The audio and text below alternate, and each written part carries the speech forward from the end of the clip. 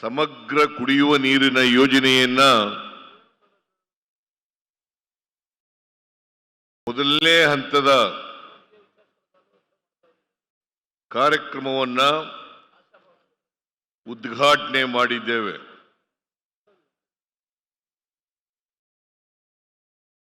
ಈ ಯೋಜನೆ 2 ಹಂತಗಳಲ್ಲಿ ಕಾರ್ಯಗತ ಆಗ್ತದೆ.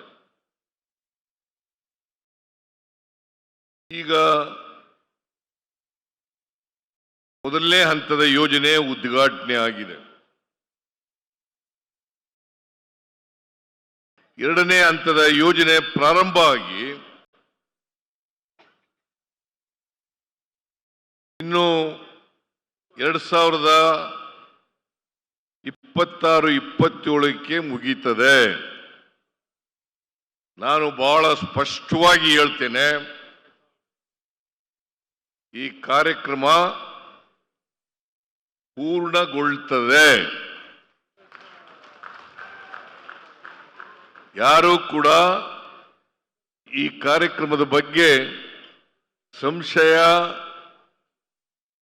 ಇಟ್ಟುಕೊಳ್ಳಬಾರದು.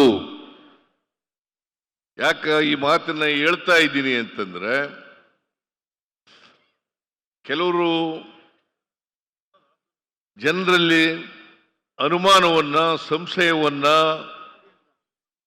ಹುಟ್ಟುಹಾಕ್ಲಿಕ್ಕೆ ಪ್ರಯತ್ನವನ್ನ ಮಾಡ್ತಾ ಇದ್ದಾರೆ. ಅವೆಲ್ಲವೂ ಕೂಡ ಆಧಾರರಹಿತವಾದಂತ ಜನರನ್ನ ತಪ್ಪುದಾರಿಗೆಳಿತಕ್ಕಂಥ ಪ್ರಯತ್ನವೇ ಹೊರತು ಯಾವುದು ಕೂಡ ಸತ್ಯ ಇಲ್ಲ. ಈಗ ನೀವೆಲ್ಲ ಕಣ್ಣಾರೆ ನೋಡಿದ್ದೀರಿ, ನಾವೆಲ್ಲ ಕಣ್ಣಾರೆ ನೋಡಿದ್ದೀವಿ. ಇವತ್ತು ಮೊದಲನೇ ಹಂತದ ಯೋಜನೆ ಮುಗಿದಿದೆ. ನನಗೆ ಬಹಳ ಸಂತೋಷ ಆಗ್ತಾ ಇದೆ. ಯಾಕಪ್ಪ ಅಂತಂದ್ರೆ, ಈ ಎತ್ತಿನ ಹೊಳೆ ಯೋಜನೆಯನ್ನ ಭೂಮಿ ಪೂಜೆ ಮಾಡಿದ್ದು ನಾನೇ. ಅವತ್ತು ಜಲಸಂಪನ್ಮೂಲ ಸಚಿವರಾಗಿದ್ದವರು MB ಪಾಟೀಲ್. ಚಿಕ್ಕಬಳ್ಳಾಪುರದಲ್ಲಿ ಉದ್ಘಾಟನೆ ಆಯಿತು, ಶಂಕುಸ್ಥಾಪನೆ ಆಯಿತು. ಶಂಕುಸ್ಥಾಪನೆ, ಭೂಮಿ ಪೂಜೆ. ಆಗ ಮೊಯ್ಲಿಯವರು ಲೋಕಸಭಾ ಸದಸ್ಯರಾಗಿದ್ದರು, ಚಿಕ್ಕಬಳ್ಳಾಪುರ ಲೋಕಸಭಾ ಸದಸ್ಯರಾಗಿದ್ದರು. ಯಾಕೆ ಮುನಿಯಪ್ಪನವ್ರೆ ನೀವು ಸ್ವಲ್ಪ ಸಹನೆ ಕಳ್ಕೊಬಿಡ್ತೀರಲ್ಲ? ಎಲ್ಲ ಹೇಳ್ತೀನಿ, ಸ್ವಲ್ಪ ಇರ್ರಿ. You are losing your temper unnecessarily.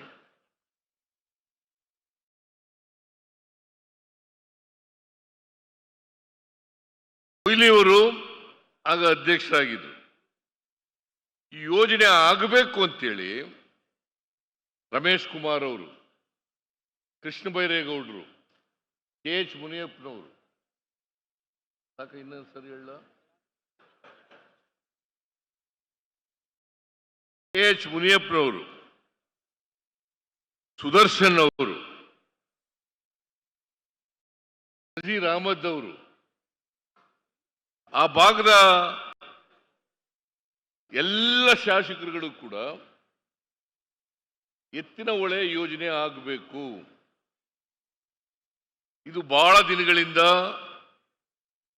ಜನರ ಅಪೇಕ್ಷೆ, ಅದಕ್ಕೆ ಇದು ಒಂದು ಮಹತ್ವಾಕಾಂಕ್ಷೆಯ ಯೋಜನೆ. ಹೆಚ್ಚಿನ ವಿಡಿಯೋಗಳಿಗೆ ಪ್ರತಿಧ್ವನಿ ಯೂಟ್ಯೂಬ್ ಚಾನೆಲ್ ಸಬ್ಸ್ಕ್ರೈಬ್ ಮಾಡಿ, ಬೆಲ್ ಐಕಾನ್ ಕ್ಲಿಕ್ ಮಾಡಿ.